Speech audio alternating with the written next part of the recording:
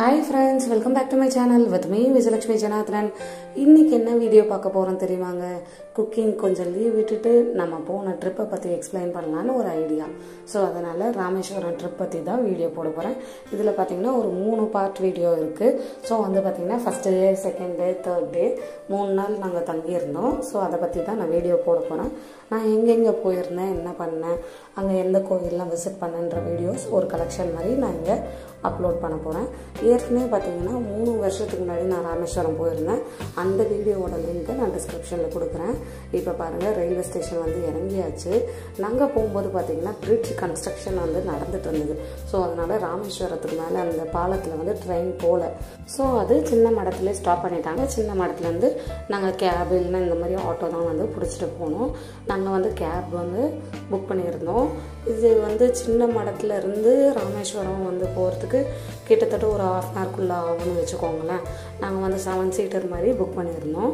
இப்போ வந்து கேபில் ஏறியாச்சு. கேபில் ஏறிட்டு ட்ராவல் பண்ணிட்டுருக்கோம். பாருங்கள், பார்க்கும்போதே தெரியுதுல உங்களுக்கு எவ்வளோ கடலோட வாசனை. இந்த ஊர் மொத்தமே கடல் தாங்க. ஸோ அந்த கடல் எங்கே சுற்றி பாருங்கள் கடல் தான்.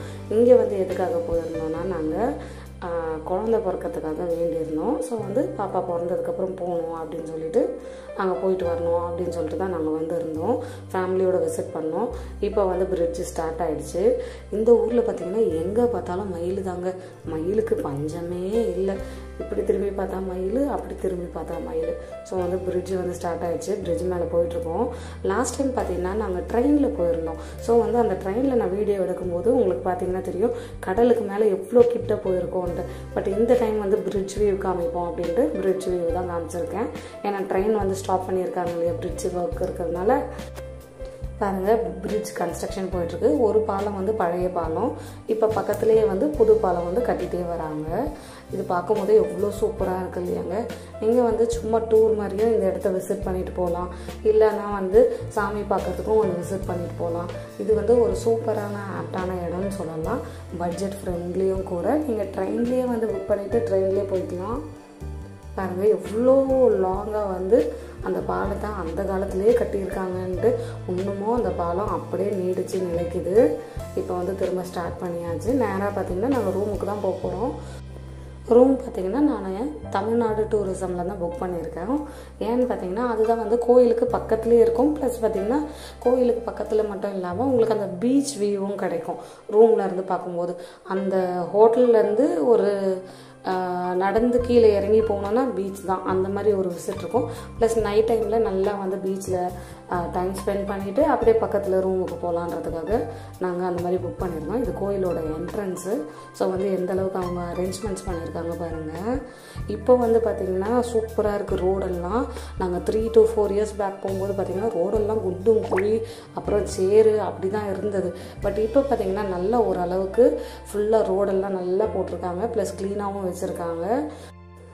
முன்ன மாதிரி இல்லாமல் இப்போ நிறைய பேர் இதை விசிட் பண்ண ஆரம்பிச்சிட்டாங்க.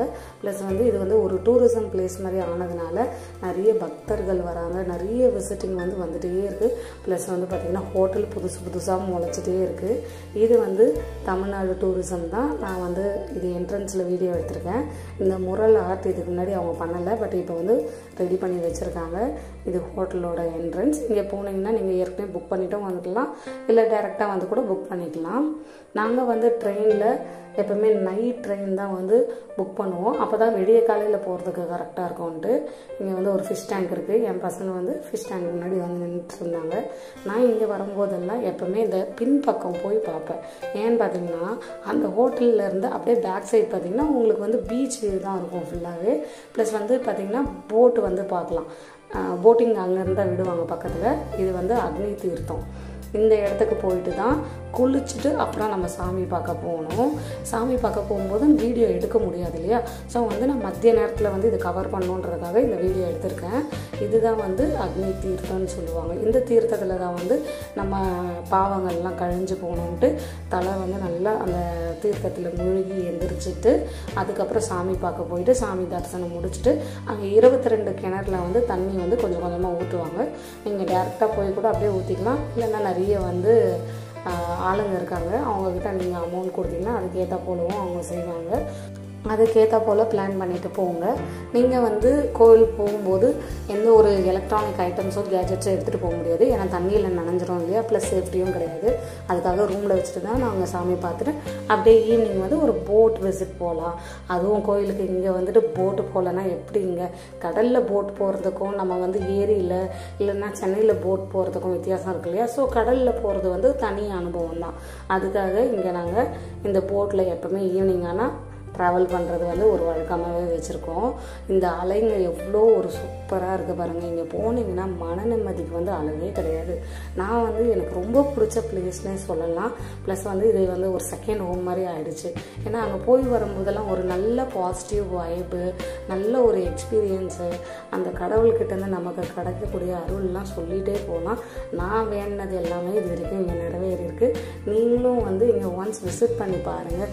விசிட் பண்ணிவிட்டு உங்களுக்கு என்ன வேண்டுதலோ அதை வந்து நீங்கள் கடவுள்கிட்ட வச்சுட்டு போயிட்டு வாங்க, கண்டிப்பாக நிறைவேறும். இந்த கோயிலோட பக்கத்துலேயே தான் பார்த்திங்கன்னா ஃபுல் பீச்சும். இப்போ நான் காமிக்கிறது பார்த்திங்கன்னா உங்களுக்கு தெரியுது இல்லையா, இந்த டவர் வந்து பார்த்திங்கன்னா கலங்கரை விளக்கம்.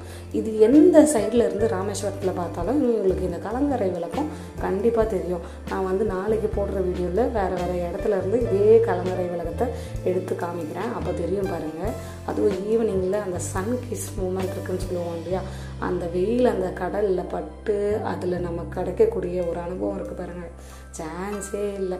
கண்டிப்பாக இந்த மாதிரி எக்ஸ்பீரியன்ஸை நீங்கள் வந்து ஃபேமிலிக்கும் தரணும், எல்லாருக்கும் தரணும். பக்கத்துலேயே வந்து போட்டிங் முடித்தோடனே அதுக்கு ஆப்போசிட்லேயே பார்த்திங்கன்னா ஒரு டீ கடை இருந்துச்சு. சூடாக டீ குடிக்கலன்னா எப்படிங்க, அதனால் டீ குடிக்க வந்தாச்சு. இதுதான் வந்து என்ட்ரன்ஸில் இருக்கக்கூடிய போர்டு. ப்ளஸ் இங்கே சாப்பாடுக்கு வந்து சொல்கிறதுக்கே இல்லைங்க, சாப்பாடு எங்கேயுமே நல்லா இல்லை. அதனால் அதுக்கேற்ற போல் பார்த்து நீங்கள் எங்கே கடையில் நல்லாயிருக்கோ, இல்லை சரவண பவன் அந்த மாதிரி உங்களுக்கு எந்த டேஸ்ட் பிடிக்குமோ அதுக்கேற்ற போல் நீங்கள் வாங்கி சாப்பிடுங்க. இங்கே சாப்பாடு வந்து சொல்லக்கூடிய அளவுக்கு எங்கேயுமே கிடையாது. ஸோ வந்து அதுக்கேற்ற போல் நீங்கள் பார்த்து சாப்பிடுங்க. மேலும் அடுத்த வீடியோ பார்ட் 2ல் நான் நாளைக்கு போடுறேன். தேங்க்யூ ஃபார் வாட்சிங்.